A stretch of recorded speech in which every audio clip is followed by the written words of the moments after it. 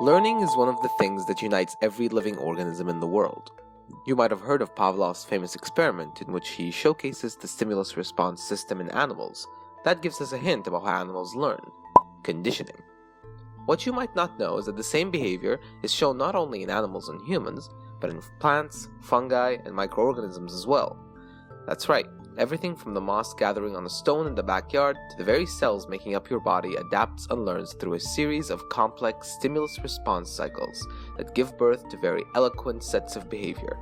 That behavior is then shaped and molded by the environment in a series of adaptations that lead to the way organisms behave today. 520 million years ago, the Cambrian explosion gave birth to a species of organisms which exhibited the earliest signs of associative learning. Through natural adaptation to the environment, the animals were essentially able to condition themselves. The same kind of associative learning was recently discovered in plants. In one experiment, Dr. Ganglion and his associates were able to showcase how a plant could be conditioned to grow in a certain direction by exposing the plant to UV light until it naturally learned to grow in that particular direction without stimulus. An example of how plants naturally adapt to their environment can be noticed in your backyard.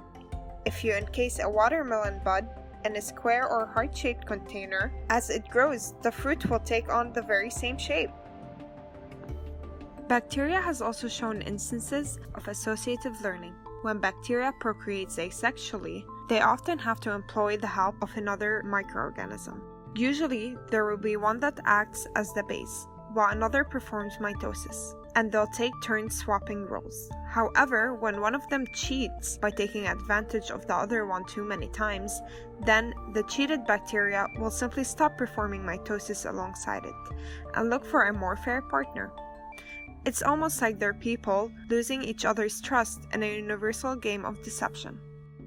It's not just conditioning that has an effect on evolution, but learning itself. A study conducted in 2003 found evidence that humans developed a genetic tolerance to lactose shortly after we discovered how to domesticate and milk cows. We had learned a new skill, so our bodies had adapted to gain benefit from that skill.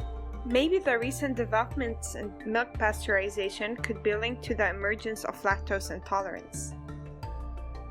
So, in conclusion, learning through conditioning not only impacts us today, but has impacted us for hundreds of thousands of years in the past.